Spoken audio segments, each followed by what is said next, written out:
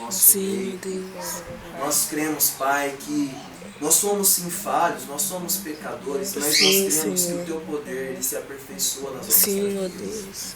Cremos. As nossas limitações não são empecilhos para que o Teu poder se manifeste.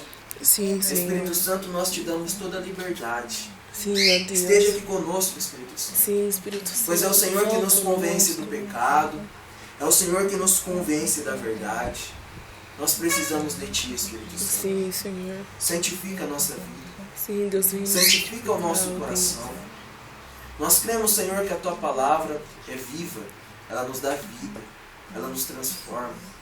Ela é alimento para as nossas almas. Nós cremos que a Tua palavra pode transformar o coração de um ser Sim, ó humano. Deus. E nós te pedimos, Senhor, fala conosco agora. Que a Tua palavra possa vir de encontro aos nossos corações. Eu sei, Senhor, que eu sou falho, eu sou uma pessoa limitada.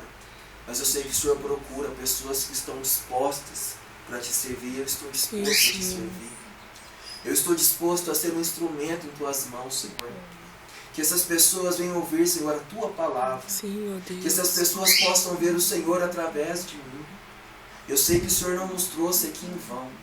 O Senhor nos trouxe porque o Senhor deseja falar conosco. O Senhor tem uma palavra para o nosso coração. O Senhor nos ama. Sim, Por isso o Senhor deseja nos conduzir no caminho da verdade. E ainda que a verdade nos doa, Senhor, nós precisamos dela porque ela nos liberta. Ela abre os nossos olhos. Fala conosco, Senhor, mesmo que Sim, nos vem doa. falar, ó Deus. Mesmo que venha nos causar dor. Mas fala conosco. E produz em nós o verdadeiro arrependimento. Sim, Que o Senhor. Senhor possa estar conosco desde já. Desde esse momento, o Senhor possa trabalhar, agir nos nossos corações. Sim, ó Deus. É o que nós te pedimos no nome de Jesus. Amém. Esses versículos que nós lemos, eles descrevem um julgamento.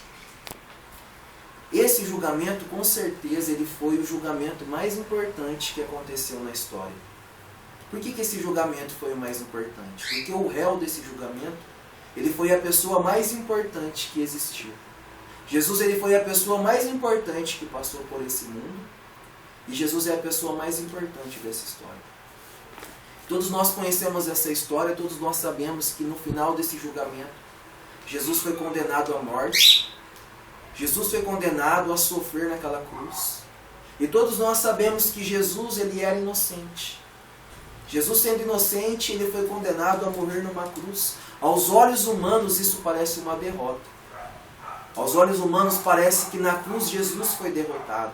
Jesus inocente morrendo numa cruz, isso parece uma derrota. Mas a Bíblia ela vai dizer que Deus ele não vê como o homem vê. Fazia parte dos planos de Deus Jesus morrer na cruz. Fazia parte dos planos de Deus Jesus vir a esse mundo, viver aqui uma vida santa, viver aqui uma vida sem pecado, viver aqui uma vida justa e sofrer e morrer na cruz. Fazia parte dos planos de Deus.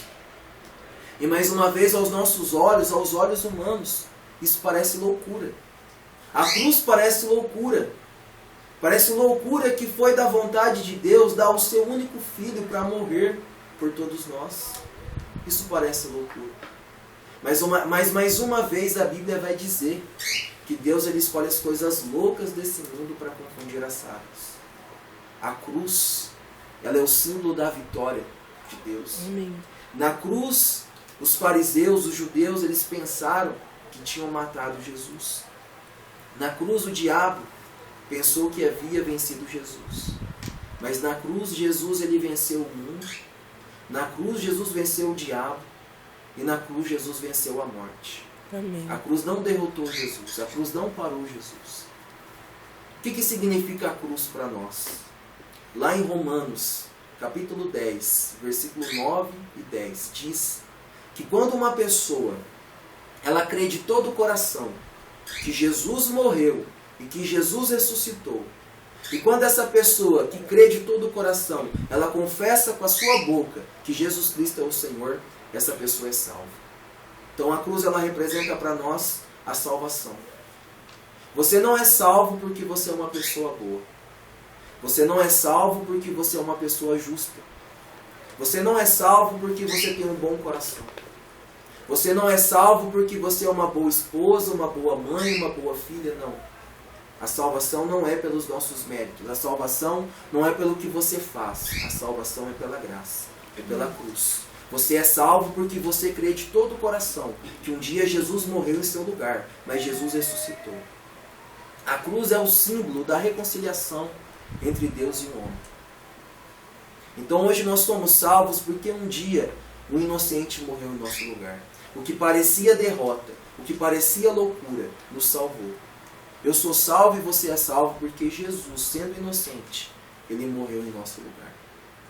Voltando ao julgamento, Pilatos, sem saber, ele foi o maior pregador que existiu.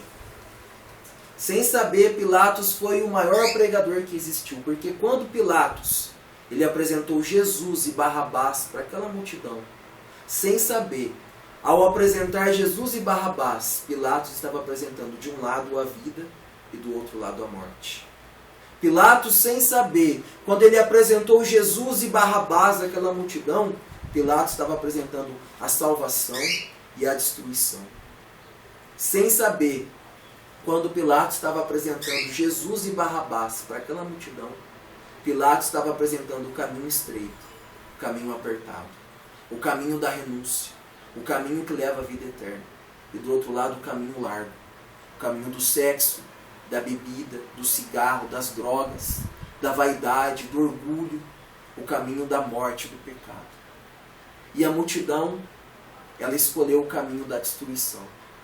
A multidão escolheu Barrabás. A multidão escolheu o caminho largo, o caminho do pecado. E essa multidão nada mais é que a figura do nosso coração. O nosso coração é como essa multidão. O nosso coração, quando ele tem diante de nós o bem e o mal, ele escolhe o mal. O nosso coração, quando ele tem diante de nós a salvação e a destruição, o nosso coração escolhe a destruição. O nosso coração ele é inclinado a escolher o pecado, a escolher o mal. Aquela multidão, ela representa o nosso coração. Pilatos, quando a multidão escolhe Barrabás, Pilatos então pergunta: o que farei de Jesus chamado Cristo? E essa pergunta de Pilatos, há mais de 2000 anos atrás, ela deve ecoar no nosso coração hoje. Nessa tarde eu quero convidar você a refletir sobre essa pergunta. Queria que você pensasse um pouco sobre essa pergunta. O que você vai fazer de Jesus chamado Cristo? Saiba que hoje sou eu que estou te perguntando. Mas a Bíblia diz que um dia nós também vamos participar de um julgamento. Um dia nós também vamos participar de um tribunal. E o juiz será Deus. E Deus ele vai fazer essa mesma pergunta para você. Não tem escapatória. Um dia você vai estar diante da presença de Deus. E Deus vai olhar para você e falar: o que você fez de Jesus chamado Cristo? Antes que você responda essa pergunta, o que você vai fazer com Jesus? Eu quero te apresentar Jesus. Eu quero apresentar para você o que a Bíblia fala sobre Jesus. A Bíblia diz que Jesus, ele é o verbo que se fez carne. Jesus é o Deus poderoso, o Deus infinito, o Deus criador, que se rebaixou e veio a esse mundo como um homem. Aqui ele se limitou ao tempo, aqui ele se limitou ao cansaço, aqui ele se limitou às dores, aos sentimentos, tudo isso por amor a nós, tudo isso para nos salvar. A Bíblia diz que Jesus, ele veio para os seus, mas os seus não o receberam. Ele veio para nos salvar, mas nós rejeitamos Jesus. A Bíblia diz que Jesus levou sobre ele as nossas dores, as nossas enfermidades. As minhas dores, as minhas enfermidades, as suas dores, as suas enfermidades foram levadas por Jesus. A Bíblia diz que Jesus ele foi conduzido ao matadouro como uma ovelha muda. Jesus foi para a cruz para nos salvar. Jesus foi para a cruz para morrer, para ser humilhado. Em nenhum momento ele reclamou. A Bíblia diz que o castigo que nos trouxe a paz estava sobre Jesus. E sobre as suas feridas nós fomos sarados. Amém. A Bíblia diz que Jesus, ele é o bom pastor. É ele que nos conduz. Para onde Jesus nos conduz? Ele nos conduz para o caminho que nos leva a Deus. É Jesus que nos leva a Deus. O que nos leva a Deus não é as boas obras, não é o sacrifício, não é algum santo. O caminho que nos leva ao Pai é Jesus. Jesus ele nos conduz à verdade. Que verdade? A verdade que nos liberta. Aquela verdade que nos liberta da idolatria. Aquela verdade que nos liberta da religião. Aquela verdade que nos liberta do pecado, de nós mesmos. E Jesus é a vida. Que vida que Jesus é? A vida com abundância. Amém. A vida eterna. Glória a Deus. Jesus, Ele é o pão da vida. Jesus é a água da vida. Ele é aquilo que sacia o seu coração. Jesus é aquilo que preenche o vazio do seu coração. O que o dinheiro não pode fazer. O que a sua família não pode fazer. O que os seus amigos não podem fazer, Jesus faz. Amém. Ele preenche a solidão. Ele preenche o vazio. Agora que você sabe quem é Jesus, eu te faço a mesma pergunta. O que você vai fazer de Jesus chamado Cristo? Como eu disse, hoje você está respondendo para mim. Mas um dia você vai estar diante de Deus. E você vai ter que responder essa mesma pergunta. O que você vai fazer de Jesus chamado Cristo? Eu vou dar 3 opções do que você pode fazer com Jesus. A primeira opção do que você pode fazer com Jesus chamado Cristo é: você pode virar as costas para Ele. Você pode abandonar Jesus. Você é livre para abandonar Jesus. Aquela multidão que gritava, crucifique Jesus, ela foi a mesma multidão que andou com Jesus. Ela foi a mesma multidão que viu os milagres de Jesus. Ela foi a mesma multidão que foi abençoada por Jesus. A Bíblia diz que um dia Jesus ele faz o milagre da multiplicação. Ele multiplica pães e peixes para alimentar uma multidão. E no dia seguinte, Jesus ele prega um sermão e aquela multidão abandona Jesus. Aquela multidão vira as costas para Jesus. Por que a multidão fez isso? Ela foi abençoada por Jesus. Ela viu os milagres que Jesus fez. Mas por que ela abandonou Jesus? Porque chegou num determinado momento que a vontade daquelas pessoas não estava alinhada à vontade de Jesus. E para aquelas pessoas, a vontade delas importava mais do que a vontade de Jesus. E hoje você pode estar no meio dessa multidão. Hoje você pode ser uma pessoa que um dia você estava passando por uma crise no seu casamento, ou num dia você estava passando com um problema com os seus filhos, ou você precisava de alguma coisa, e você ficou sabendo que Deus podia te dar aquilo, que Jesus podia te dar aquilo. Então você procurou Jesus em busca de um milagre e Jesus te abençoou. E quando Jesus te abençoou, quando Jesus deu para você o que você queria, você se alegrou, você passou a seguir Jesus. Mas houve um determinado momento na sua vida que a sua vontade não estava mais alinhada à vontade de Deus. Você queria fazer algo, mas Jesus falava para você: não faça. Isso é pecado. Eu não aprovo isso. Ou Jesus falava para você: faça isso, perdoa, ama, abre mão. E você não quis abrir mão. Você não quis perdoar. Você não quis amar. Ou talvez você está pedindo algo para Jesus. Há muito tempo você está pedindo algo para Ele. Ele está falando não para você. Ele não vai te dar. E por causa disso, você está pensando em deixar Jesus. Por causa disso, você está deixando Jesus para trás. Você está virando as costas para Jesus. Tudo porque a sua vontade não está alinhada à vontade dele. Saiba que você é livre para virar as costas para Jesus. Quando aquela multidão virou as costas para Jesus, Jesus não correu atrás daquela multidão. Jesus não impediu aquela multidão, pelo contrário. Jesus ele vira para os discípulos e fala para os discípulos: e vocês? Vocês não querem ir embora também? Então Jesus ele não vai obrigar você a seguir Ele. Jesus não vai obrigar você a servir Ele. Jesus ele vai dizer em Apocalipse 3:20: eis que estou à porta e bato. Se alguém ouvir a minha voz e abrir a porta, eu entrarei e cearei com ele. Ou seja, Jesus ele não arromba a porta. Jesus ele não força a porta. Ele não obriga. A escolha de você seguir Jesus é sua. Não é porque um dia Deus te abençoou, não é porque um dia Jesus deu o que você queria que você é obrigado a servir Ele, não. Você tem a sua liberdade. Se você quiser virar as costas para Ele, você tem essa liberdade. Você pode ser como Pilatos. A Bíblia diz que Pilatos ele viu que Jesus era inocente. Pilatos sabia que Jesus era inocente. Pilatos ele sabia que as pessoas que estavam acusando Jesus eram por inveja. Mas quando Pilatos viu que ele seria prejudicado por causa de Jesus, ele virou as costas para Jesus. Aquelas pessoas que estavam acusando Jesus, quando Pilatos quis soltar Jesus, aquelas pessoas falaram para Jesus: olha Pilatos, se você soltar Jesus, você não é amigo de César. Porque todo aquele que se faz rei é inimigo de César. Então quando Pilatos viu que ele ia ter problema se soltasse Jesus, ele virou as costas para Jesus. Talvez hoje você é uma pessoa que gosta de Jesus. Você gosta de ir na igreja, você gosta de ouvir a palavra. Mas quando a sua família começa a pegar no seu pé, quando a sua família começa a te perseguir por causa de Jesus, você deixa Jesus. Talvez hoje você é uma pessoa que gosta de Jesus. Você gosta de ir na igreja, você se sente bem ouvindo a palavra. Mas quando você deve abrir mão de um relacionamento por Jesus, você não abre mão. Você vira as costas para Jesus. Quando você deve deixar de ir num lugar por causa de Jesus, você vira as costas para Jesus e você vai para aquele lugar. Então a primeira opção que você tem, o que você vai fazer com Jesus chamado Cristo é, você pode virar as costas para Ele. Mas saiba que se você virar as costas para Ele, não vai mudar nada. Jesus vai continuar sendo quem Ele é. É você que precisa de Jesus. A segunda opção do que nós podemos fazer com Jesus chamado Cristo. Nós podemos fazer de Jesus uma muleta que nós nos apoiamos para passar pelo sofrimento. A Bíblia diz que um dia 10 leprosos procuraram Jesus. E esses 10 leprosos que procuraram Jesus, Jesus ele curou todos. Foram os leprosos que foram atrás de Jesus. E Jesus curou aqueles homens. Mas desses 10 leprosos, só um voltou para agradecer. E tem muitas pessoas que são como esses leprosos. Quando ela está passando pelo sofrimento, ela vai atrás de Deus. Quando ela passa por um problema no casamento, quando ela passa por um problema com os filhos, quando ela fica doente, quando ela precisa de um emprego, quando o filho precisa de um emprego, ela corre atrás de Deus.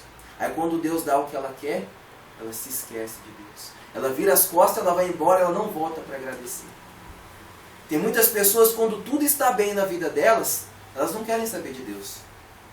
Tem pessoas, quando tudo está bem, você chama ela para a igreja, ela não vai.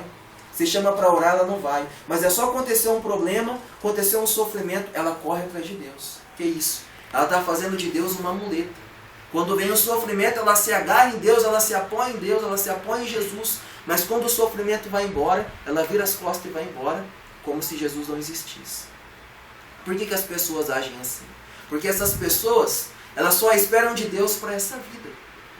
Tem pessoas que só querem receber de Deus para essa vida. Tem pessoas que só estão se preocupadas com o casamento. Tem pessoas que só estão preocupadas com os filhos, com o serviço, com o dinheiro. E essas pessoas se esquecem que elas têm uma alma. Essas pessoas se esquecem que elas precisam de salvação. Elas precisam de um relacionamento com Deus. Deus é muito mais do que uma muleta que você se apoia quando acontece alguma coisa ruim. Deus é muito mais para você se lembrar dele apenas no sofrimento. E tem muitas pessoas que são assim. Só lembram de Jesus na hora do sofrimento. Depois que Deus dá o que ela quer, ela vira as costas, ela vai embora e ela nem agradece. Então a segunda opção que você pode fazer de Jesus é, você pode fazer dele uma muleta. Mas saiba que você tem uma alma. Você precisa de salvação. O que você precisa não é uma cura. O que você precisa não é um milagre no seu casamento. O que você precisa não é uma bênção. Você precisa de um relacionamento com Deus. Você precisa de salvação. Porque tudo que acontece aqui vai ficar aqui. E a terceira opção. O que você pode fazer de Jesus chamado Cristo? Você pode fazer de Jesus o Senhor da sua vida. Amém. Você pode fazer de Jesus o seu socorro bem presente. Você pode fazer de Jesus o seu amigo, a sua rocha, o seu escudo. Jesus ele quer ser o seu amigo. Ele quer andar contigo. Ele quer ter um relacionamento com você.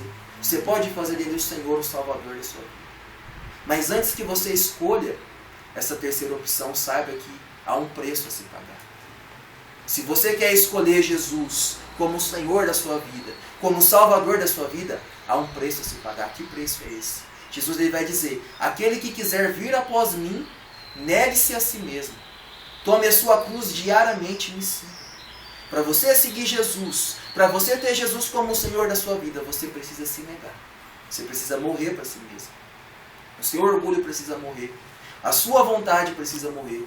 Os seus planos precisam morrer. Porque você vai andar com Jesus. Haverá momentos que você vai pedir algo e Jesus vai te dar. Jesus vai te abençoar. Mas haverá momentos que a sua vontade não vai ser a vontade de Jesus. E o que importa é a vontade de Jesus. O verdadeiro cristianismo é você morrer e Jesus passar a viver em você. O verdadeiro cristianismo é você não viver mais para você. É você não viver mais para as suas razões, para os seus sonhos, para as suas vontades, mas você viver para Jesus. É você deixar Jesus viver em você. Então você tem essas três opções. Queria que você fechasse os seus olhos. Hoje sou eu que estou falando isso para você. Hoje quem está falando para você é um jovem de 26 anos. Mas um dia quem vai falar isso para você é Deus. O Deus Todo-Poderoso. O Deus que te criou. O Deus que te formou. Não há como escapar. Um dia eu, um dia você, um dia todas as pessoas que existiram vão estar diante de Deus. E Deus vai fazer essa pergunta. O que você fez de Jesus chamado Cristo? O que você fez de Jesus? Você virou as costas para Ele? Você abandonou Jesus? Você desprezou o que Ele fez na cruz por você? O que você fez de Jesus chamado Cristo? Você fez de Jesus uma muleta para você se apoiar nos momentos difíceis? Quando você sofria, quando acontecia um problema na sua vida, você procurava Deus? Mas é quando aquele sofrimento passava, quando aquele problema tinha fim, você virava as costas e você ia embora e você nem agradecia. Quando tudo estava bem, as pessoas chamavam você para ir para a igreja e você não queria. Chamavam você para orar e você não queria. Mas era só acontecer um sofrimento e você corria atrás de Jesus. Você fez de Jesus uma muleta? O que você fez de Jesus? Se você fez dele o Senhor da sua vida, o Salvador da sua vida. Eu tenho certeza que você está aqui e a resposta do seu coração é que você deseja fazer de Jesus o Senhor da sua vida. Eu sei que você deseja fazer de Jesus o Salvador da sua vida, o seu escudo, a sua rocha, a sua proteção. Mas saiba, para que Jesus seja o Senhor da nossa vida, nós precisamos morrer. O nosso orgulho precisa morrer. Nós precisamos matar a nossa carne. A nossa vontade não importa. O que você pensa não importa. O que importa é Jesus. O que importa é o que Jesus disse. Então vamos pedir graça a Deus, para Ele derramar graça nas nossas vidas, para que nós venhamos morrer, para que Jesus reine sobre nós, para que Jesus seja o Senhor da nossa vida. Senhor, meu Deus, meu Pai,